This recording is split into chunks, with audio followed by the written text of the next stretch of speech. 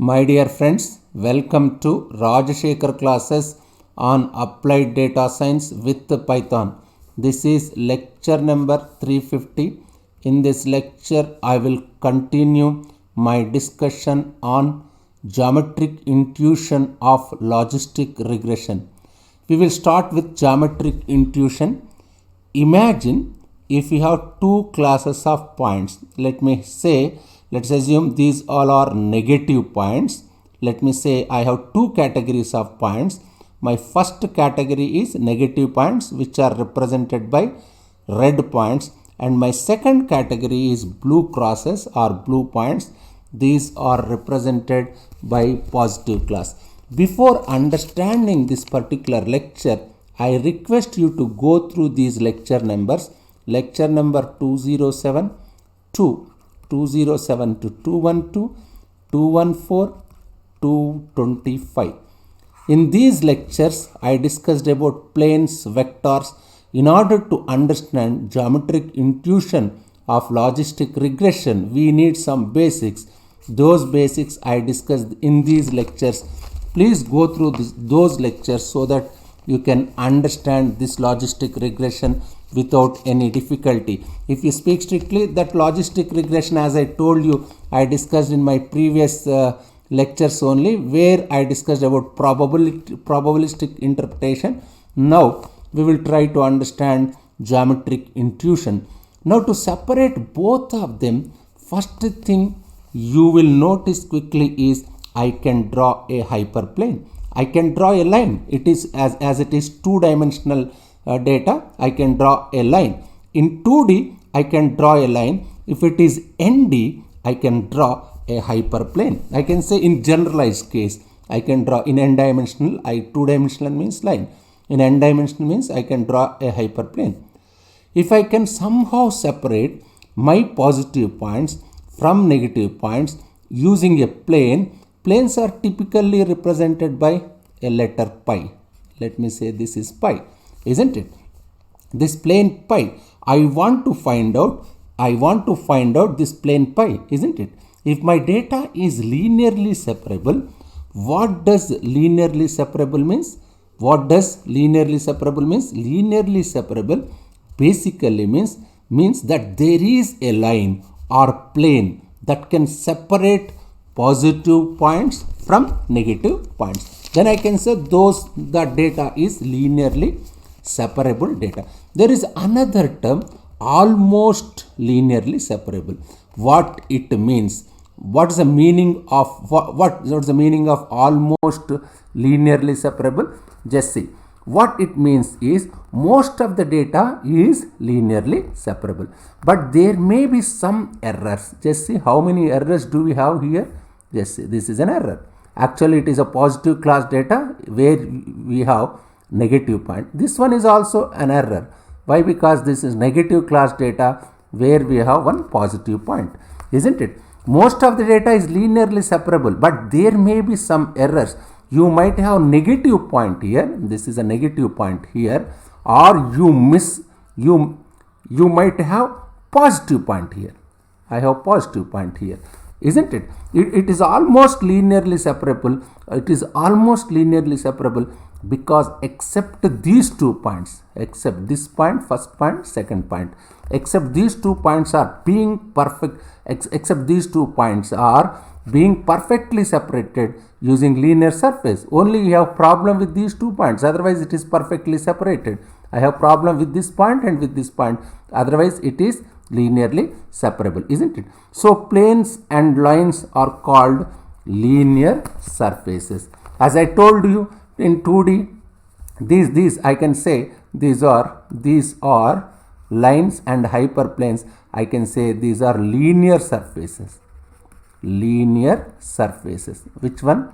Lines and hyperplanes. Lines and hyperplanes are considered to be linear surfaces, whereas quadratic surfaces are like circles, parabolas, ellipses.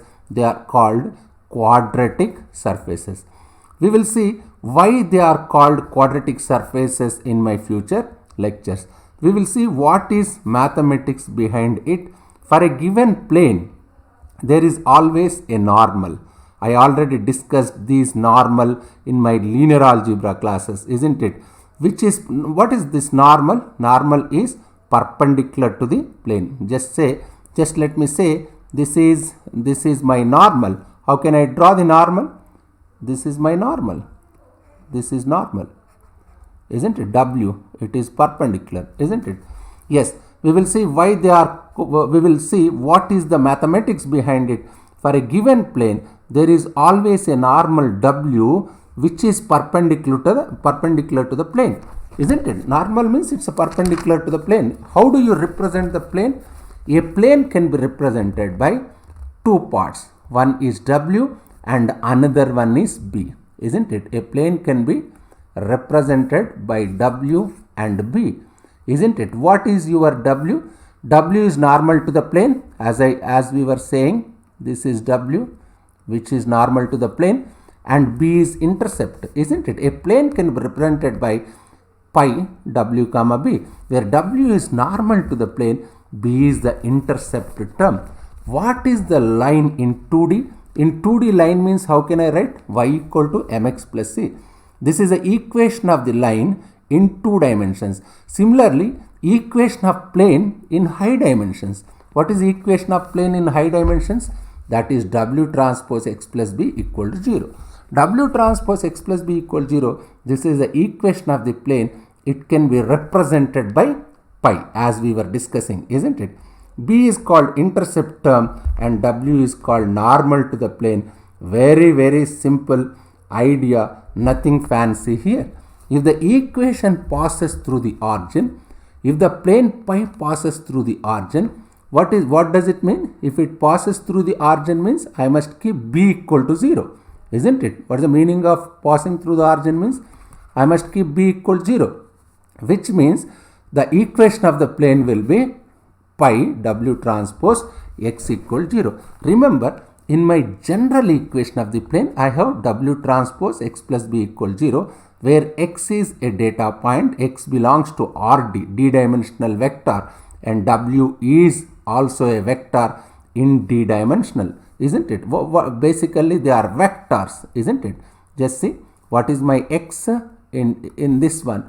What is my x? X belongs to RD and W is also belongs to RD, isn't it?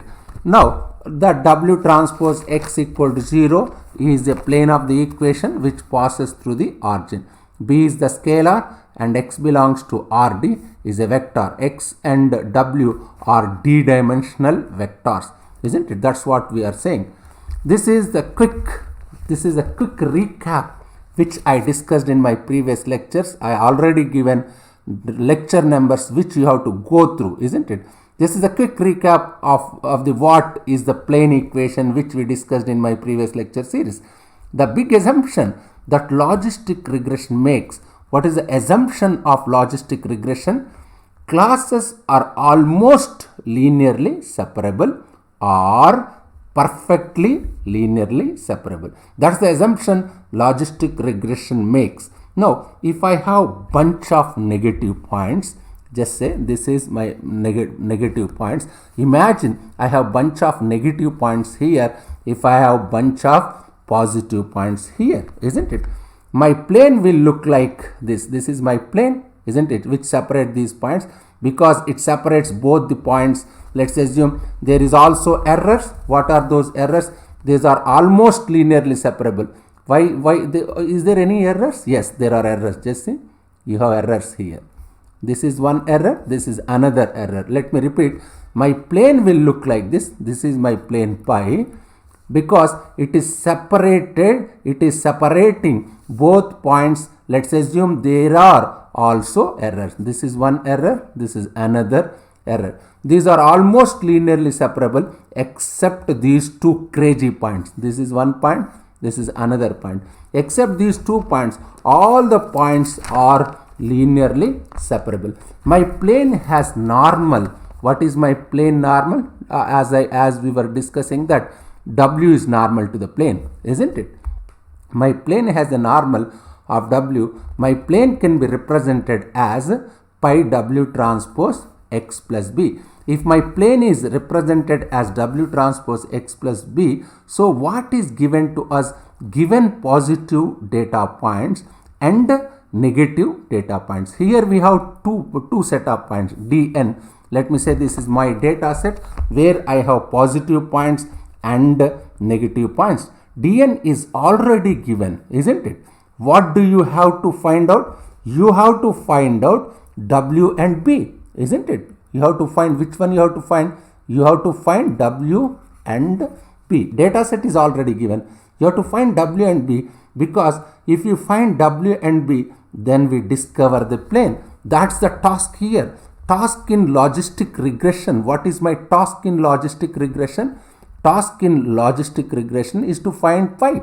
Task in logistic regression is to find W and B which corresponding to the plane, such that this plane separates the negative points from the positive points. That's the task.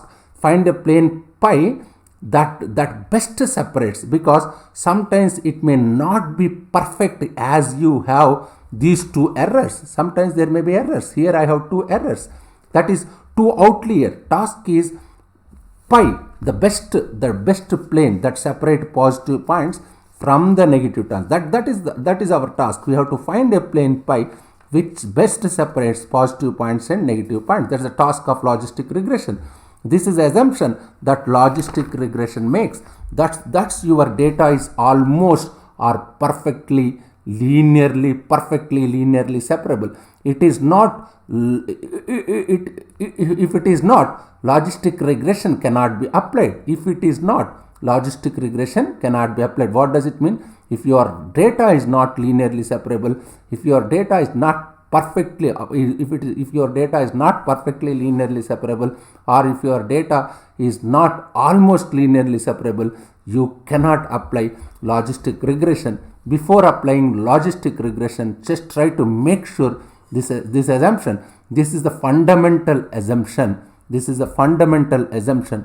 What is that assumption? This is a fundamental assumption. My assumption is this is the fundamental assumption. What it is, your data must be linearly separable. If you recall my previous lecture, what is the assumption of naive Bayes? Assumption of naive Bayes is conditional independence of features, isn't it? So every model makes some assumption. In the case of k nearest neighborhood, what is the assumption? Neighborhood of a point is same as a point. So every model makes some assumption. Logistic regression makes an assumption, that is your data is almost linearly separable. Now our task now to find a plane pi that separates positive points from negative points. Now we will go to the mathematics pieces of it.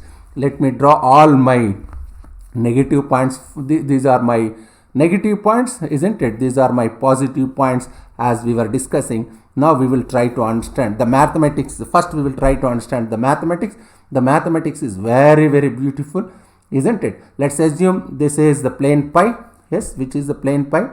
Let me say this is the plane pi, and I want to find W normal to the plane, isn't it? Let's try to pose this as the problem. Let's go step by step. Now given any point xi, let me say xi is my point. Let me assume this is my xi. Let's assume this is my point xi. What is the distance of the point xi from my plane? Let me call this distance is di. Let me say this distance is di.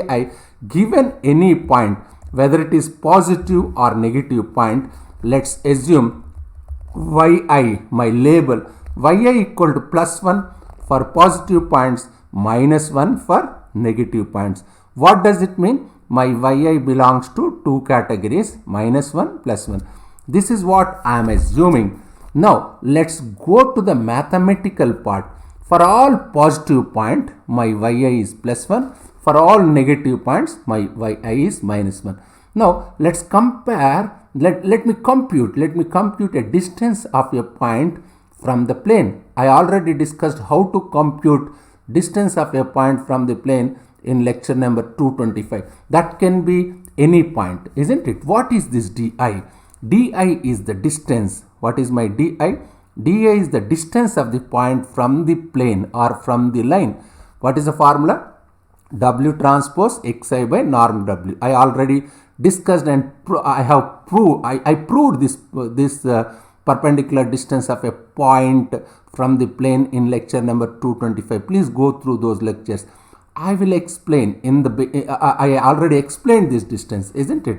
Let's assume, let me assume my norm W is equal to 1. That is unit vector. If W is a unit vector, then I don't have to worry about this norm W, isn't it? If W is a unit vector, then my distance dI. What is my distance dI? It is nothing but just W transpose xi. Why? Because we are assuming norm W equal to 1. So my distance to the point is simply W transpose xi, isn't it? Now let's look at positive point. This is about negative points, isn't it? Where is my yes? Now let me say. Now let's look at a point that this is about positive point distance, isn't it? If we take any point this side, where this, let me say xj is another point which is a negative data set. When we compute this distance dj, what will I get my dj? My dj is W transpose. What I will get? My di is W transpose xi, isn't it? What is my dj? That is W transpose xj, isn't it? When we compute dj equal to W transpose xj, now look at what happens. Di equal to W transpose xi. Since W and xi, just if you compare W and xi, this is my W, this is my xi, isn't it? Since W and xi are in the same side of the plane, is it not? Are they not same side of the plane? This side.